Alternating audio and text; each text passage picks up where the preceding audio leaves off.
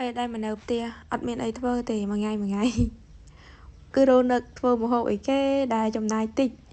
ហើយបើថាម្ហូបចំណាយតិចវិញនៅស្រុកស្រែជនបទដូចខ្ញុំបន្លែខ្លះក៏ដើររជាមួយនឹងអ្នកជិតខាងសុំគ្នាទៅវិញទៅមកបានទេដូចជាស្លឹកញជាដើមថ្ងៃនេះខ្ញុំចង់ហូបជាមួយនឹងស្លសំអស់ស្លឹកញតំបន់ខ្ញុំហៅថាសំអស់ស្លឹកញឬក៏សម្លអាម៉ុកក៏បានដែរប៉ុន្តែគ្រាន់តែថាវិធីធ្វើរៀងខុសគ្នាបន្តិចនេះគឺជាសំអស់ស្លឹកញដែលធ្វើនៅតំបន់របស់ខ្ញុំភូមិស្រុករបស់ខ្ញុំសំអស់ស្លឹកញ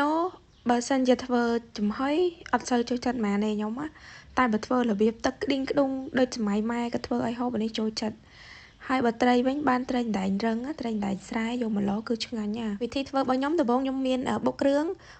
ហើយយកគ្រឿងមួយចំណែកមកប្រឡាក់ជាមួយត្រីហើយមួយចំណែកទៀតទុកកូរជាមួយនឹងខ្ទិះដើមសម្រាប់ត្រីវិញឡតាមចំណូលចិត្តបើផ្ទះខ្ញុំចូលចិត្តឡជាមួយនឹងត្រីដែងរឹងមុននឹងស្លខ្ញុំយកគ្រឿងទៅប្រឡាក់ជាមួយត្រីតិចសិន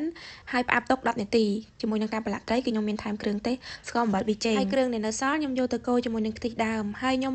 មិនដែលភ្លេចដាក់ប្រហុកទេគឺខ្ញុំដាក់បន្តិចតែយកប្រហុកសាច់ឲ្យល្អអត់យកប្រហុកដែលធំក្លិនខ្លាំងយកមកឡទេបានឆ្ងាញ់ហើយស្លឹកញវិញគឺខ្ញុំត្រូវស្រុះសិនណាចាំឡដោយសារកូនខ្ញុំគាត់អត់សូវចូលចិត្តក្លិនស្លឹកញខ្ញុំស្រុះឲ្យបាត់ក្លិនស្លឹកញបន្តិចសិនចាំយកវាមកដាក់ស្លហើយវិធីស្លងាយទេបងប្អូនខ្ទិះដើមយើងកូរជាមួយនឹងគ្រឿងដាក់ប្រហុកបន្តិចដាក់ត្រីពេលដែលត្រីកូរពី3ត្រឡប់ហើយគេដាក់ស្លឹកញចូលចុងក្រោយគេចាក់ជាមួយនឹងខ្ទិះដូងចុងគេហៅខ្ទិះចុងហើយថែមគ្រឿងអំបិលប៊ីចេងស្ករទៅតាមចំណូលចិត្តបងប្អូនជាការស្រេចនេះជាវិធីសាស្ត្រស្លនៅតំបន់ខ្ញុំចុះតំបន់បងប្អូនស្លបែបណាដែរអរគុណ